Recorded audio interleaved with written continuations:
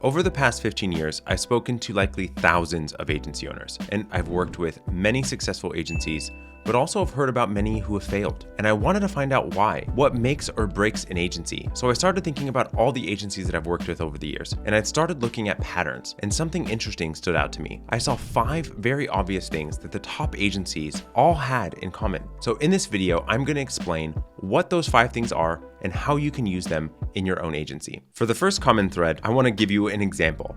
So in this particular agency that I'm thinking of, she was really struggling with how to be able to pick between what she felt like were 2 bad options, and neither of them really feeling like the right direction forward. And what we were able to do was look for option C. And what she was able to find was this success is really between the marriage of your energy, your passion, and the right strategy. And so in her business, she was really struggling to be able to lift the business off the ground. And when she found the thing that she was incredibly passionate about, was energetically able to solve for with the right strategy to get right in front of the right people, she was able to sell $750,000 worth of agency revenue in just 90 days.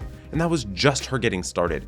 And so when you have that really great synergistic energy between your passion, the strategy, and your energy, you're able to really get things going incredibly fast and incredibly well, and ultimately have growth. However, what is also interesting is that your passion and energy can actually mess things up in your business if you do not know how to channel it the right way. In this next one, I want to give you an example of an agency owner that I'm thinking of, but this is a common thread across so many people. He had not actually grown, so his agency had hit a plateau. And so as the business needed him to be something different so that it could grow, he was not able to meet it. But as he was able to develop as a leader, he was able to actually allow for his business to thrive.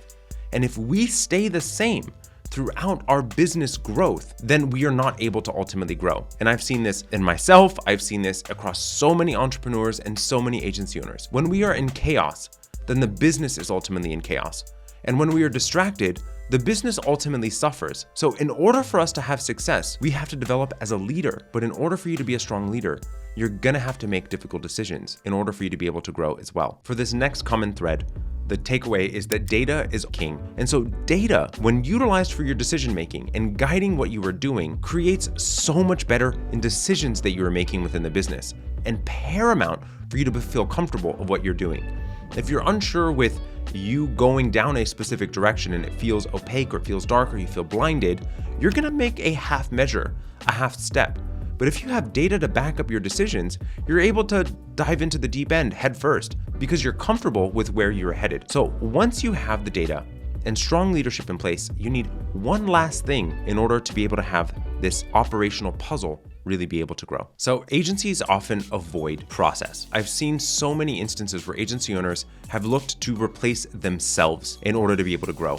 And this could not be further from the truth of the way that you want to go about it. What you need to be thinking about is that process is key. When you're a process-focused agency, you're able to grow in an untethered way from you as the agency owner. What you need to be thinking about is, how do I replace just a piece of me rather than the whole me?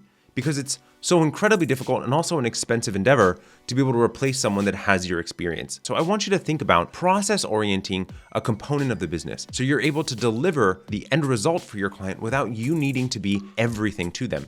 And on that point, if you want to analyze your own agency, you can download the link below in the description. It will help you work out how profitable your agency really is and how you can make it more efficient. Otherwise, you can book a call with us and we can run through everything live on a call. So in this final piece, I want to just articulate that simplicity is best. We often over-orchestrate the business. We can make it incredibly complex, adding on different pieces, making it this like Frankenstein business where we become this pretzel that we believe that the clients need, and that really isn't what is needed. What we need to be doing is standardizing what it is that we are doing so that we can then optimize. Interestingly, the simplicity in your business is often where the hard work actually is, and where the power ultimately is in your business. If you're able to take what you are doing right now, simplify it, make it digestible, then it allows for you to be able to have a business that is meaningful and allows for your team to be able to deliver outcomes. And so what I want you to do is not add complexity for the sake of adding complexity, but actually simplify your operations so that you can do the most phenomenal possible work for your clients